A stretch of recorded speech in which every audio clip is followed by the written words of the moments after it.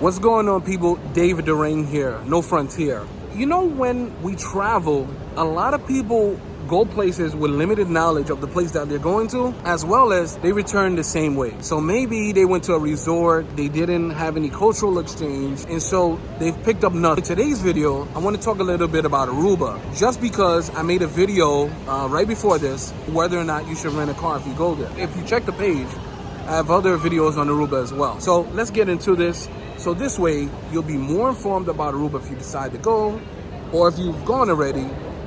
This is a way to maybe give some context to certain things that you may have observed. For starters, let's talk about the size. Aruba is a very small place. Their slogan is One Happy Island.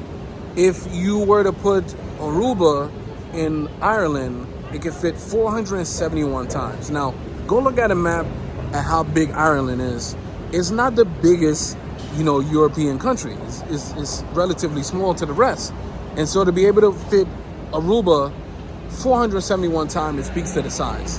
Another thing is, Aruba is one of the countries that make up the ABC Islands or the Dutch Antilles, because it was a part of the Netherlands.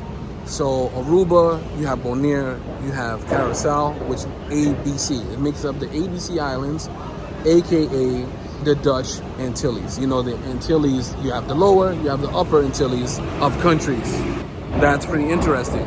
Position-wise, they're only 18 miles away from Venezuela. Venezuela is northern South America, and to be 18 miles, north of that, they're really, really close. Another thing is, what's so funny? When you talk about places like Aruba, when you talk about, Curacao, Turks and Caicos, Grand Cayman, a lot of these smaller islands known for tourism, it's hard to really pinpoint who's a native. Because, case of Aruba, there's at least, I heard somewhere like 90 nationalities of people who live there. From 90 different nationalities, which sounds crazy.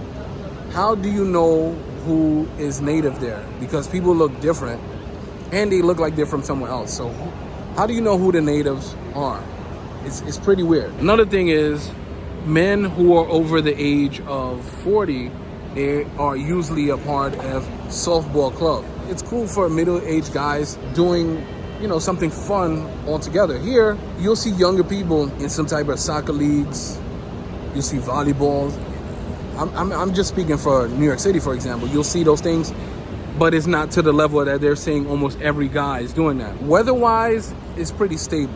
Aruba is about 82 degrees during the whole year. They're not like the other islands in which they're in the path of the hurricane, so they don't have to worry about that. So pretty much any time of the year, it's great to go there. It's not a lush place as the other places. It's more on the desert side, and the instruction is done in Dutch, unless otherwise stated is in Papiamento, their native language, I should say. It's a mixture of languages. They also speak English, they also speak Spanish. Now, where did English and Spanish come from if they were former Dutch colony? So just like everywhere else in the Caribbean, there's always a fight on what European power had them powers that had possession of different islands in the Caribbean. So that's the case for almost every island there. So this is why, the Spanish had it at one point, then the English, then the Dutch. The Dutch pretty much had them last. There's over like 90 nationalities who live in Aruba. That kind of case. But the water's great. It's considered a windy place, so at least you feel that breeze coming through. So that's they have their own currency called the florin, but the US dollar is widely accepted over there. Great place, great option, and to me, I've seen the evolution of it being one of those places where people want to go more and more. Now, it's been on people's radar for some time, but it's getting their shine in the past few years now of a place that people want to visit more and more. All right, so hopefully this was helpful in knowing a little bit. And they got their independence in 1986, the year I was born. I believe I remember that. So, yeah, hopefully it was helpful. Let me know down below if you've ever heard of these things, or if you want to add to it. All right, let me know that right down below. Until next time, David Ring, No Frontier, over and out.